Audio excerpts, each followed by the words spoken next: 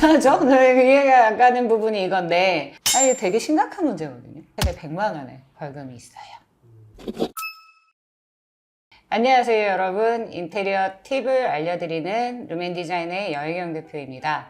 오늘은 아파트 인테리어에 대해서 고민하실 때 이건 좀 하지 않았으면 좋겠다라는 부분에 대해서 좀 정리하려고 합니다. 월풀 욕조는 물이 이렇게 휘돌면서 거품도 좀 많이 내고 마사지 효과가 있어서 좀 더 피로감을 좀 풀 때 이런 때 좀 많이 사용되는 게 월풀 욕조예요. 그게 어느 정도 평형대가 있고 관리해 주시는 분들이 조금 더 잘 관리해 줄 수 있는 경우에는 괜찮겠지만 일반 아파트는 그게 좀 힘드니까, 예를 들면 이렇게 물이 나오는 구멍이 많다는 건 거기에 연결되는 배관들이 많아서 좀 복잡하다? 그거를 돌릴 수 있으려면 거기에 전기가 들어가야 되기 때문에 시공 자체가 어려워요. 그리고 얘는 틀이 있어야 돼요. 그래서 공간을 좀 더 만들어줘야 되고, 아무래도 기계다 보니까 점검구도 필요합니다. 그러니까 실제로 우리가 생각하는 20, 30평, 40평까지는 조금 적합치 않다라고 좀 판단이 되죠.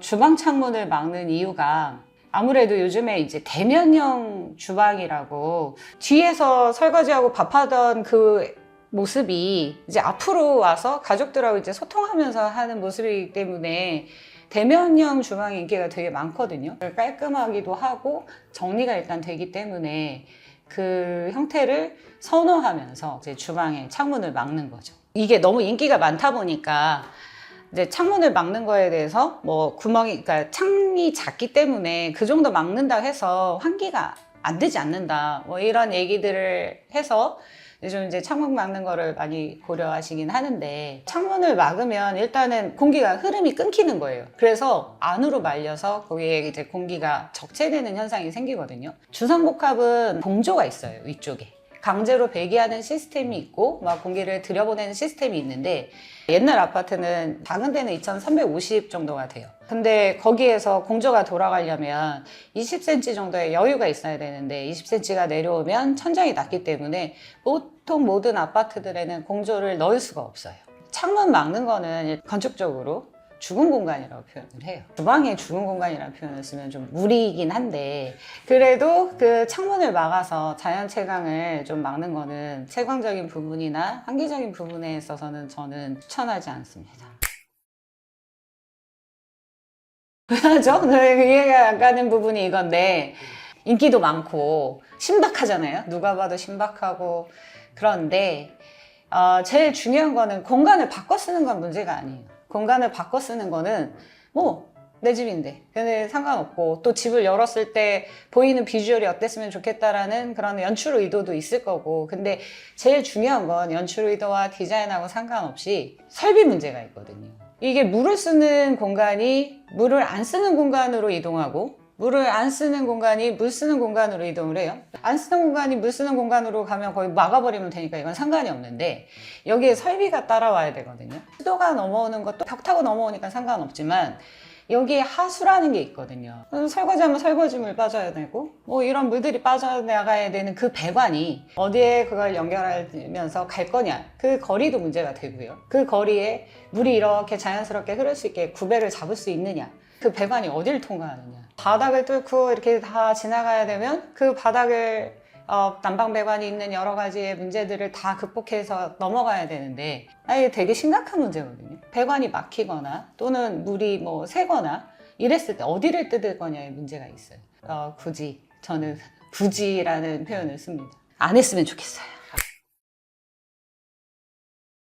옛날에는 63cm 정도가 세탁기 기준이에요. 그래서 옛날 아파트 보면 세탁기 자리 해가지고 63cm 그 정도 통과하는 문, 이런 구성이 있어요. 근데 문제는 지금 세탁기가 냉장고보다 더 커졌거든요. 세탁기 놓을 자리가 없는 거예요. 10년 전쯤에 인테리어 하신 분들이 여기 물 나가니까 여기서 쓰라고 그렇게 했거든요. 그래서 아주 오래된 아파트 가면 그런 일 되게 많아요.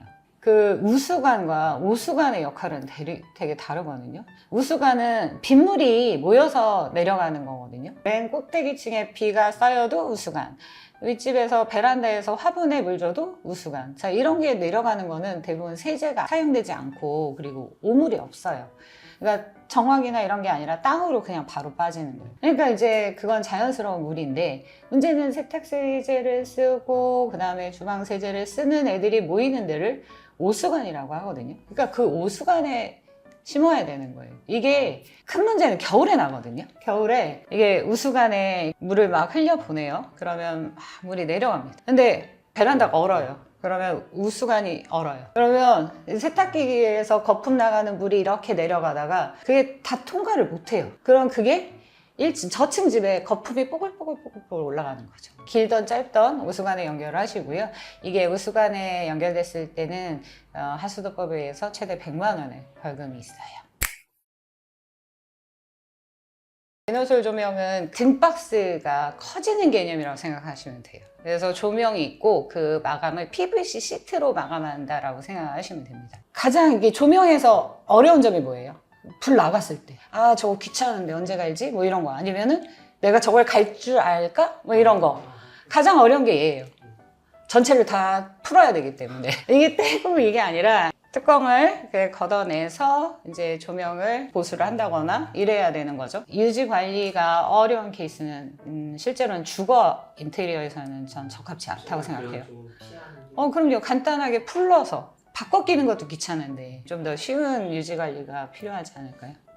오늘은 인테리어 주의사항 절대로 이거는 안 했으면 좋겠다 하는 거 5가지를 좀 짚어서 알려드렸는데요. 내가 가서 편하게 쉬어야 되는 공간에 어떤 기능적인 면이라든가 또 관리하는 측면이 무시될 수 없다고 생각을 하거든요. 충분히 고민을 해봐야 되고 그게 집의 기능이나 부동산 가치를 떨어뜨리는 결과가 나지 않는 인테리어를 했으면 좋겠습니다. 다른 궁금한 사항이나 또 주의해야 되는데 이거 어디선 이거 된다는데요, 이런 부분들이 생겨서 궁금하신 게 있으면 댓글 남겨주시면 저희가 성심성의껏 답변 달아드리도록 하겠습니다. 감사합니다.